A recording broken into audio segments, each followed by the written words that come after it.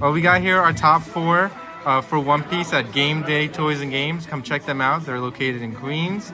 Great shop. Very, very great tournament. 52 people for a case tournament. Insane. 52 people at this tournament. So, yeah, competitive. Let's get right to it. So my name is Polo, and I top four this case tournament. It was crazy, man. It was insane. I played purple. I think it's the best deck of set one meta. If you guys aren't playing this, it's a pretty brain dead deck. So let's talk about the ratios and the spikes, right? So we started with our leader Kaido. This man is insane. He has 5 life, which is pretty cool. Here are my Dawn cards. Super pre-release. I went early. I don't know if you guys did. Don't worry about it though. We'll get back to this later. Best cards of the deck. All right. So this man, he allows me to strip away life from my opponent. And he's pretty beefy. Like he's pretty strong. This effect right here, this ends games. I use it a lot in games. Like I close out a lot of games. All right, so let's talk about our ratios. Shout out to Kaido yet again.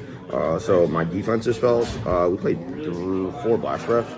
So when I was looking at my deck and like the spread, I think this is like the only best spell card in theory, because like it's 4,000 counter. All the other ones, just to be honest, seem subpar. They weren't that great. And then we got 4 Black Maria, super pre-release, way better than the regular ones. They have like a darker tint.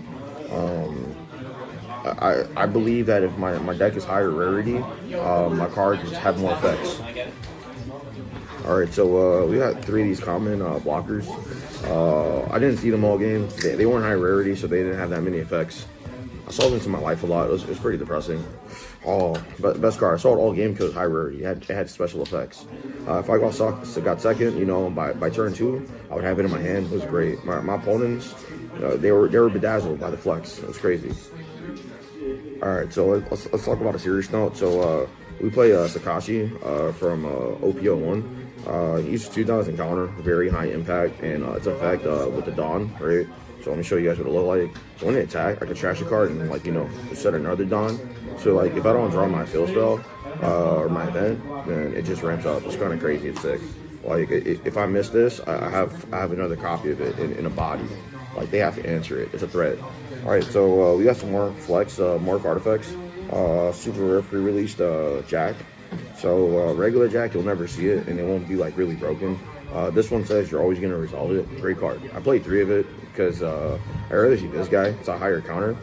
This one kind of sucks sometimes, but it gets there.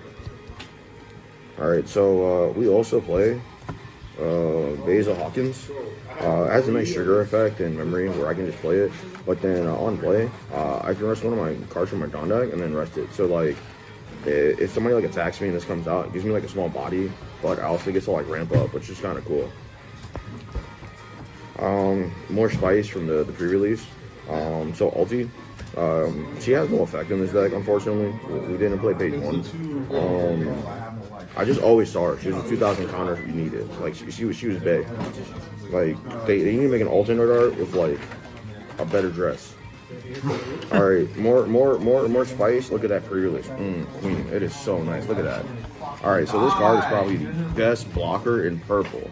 Not only does it like draw cards, but it also like fixes your hands, and like you can also use this on the aggressive when like your opponent don't know. But guys, you play this as a control deck. Don't play like an 8. This is not an Oinga Blinga deck. All right. Now let's talk about hand manipulation with my boy Drake X or X Drake.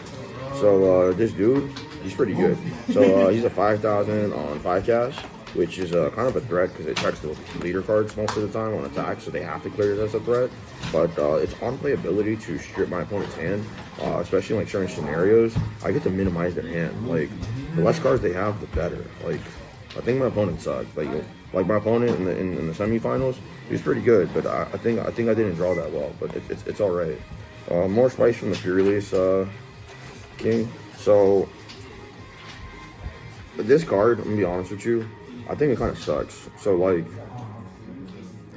against the green and red decks, they don't really cover the blockers, right? And like it's kind of like the same issue where like these cards are good for like the small spread, but like against like the higher IQ like red, green, and like green players, they just go into like this fortress strategy where like these kind of seem like mid. So like I don't know if going forward these are like correct in the correct ratios. I played 3 of the board wipe Kaido. So I think this card is neg, but it ends games and close games. Because like I'm giving up 6 mana, but it blows up boards, and he's a 12k body. Most things can't clear this. And like late game, he's just saying hi, bro. I'm Wreck-It Ralph.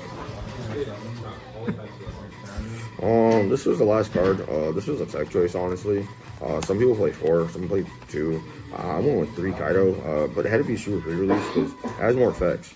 Believe it or not, every single time I needed it to close out a game, he was there for me. He wasn't there for me in my last game, but you know, he pulled through. I made top 4. Like, it's lit. Congratulations, man, again on top 4. Thank you so much, man. And yeah, that's the deck profile. Yes, just know I'm the interpreter. Paul is standing right beside me. Hello, yes. There it is. All right, please comment, and we'll catch you in the next one.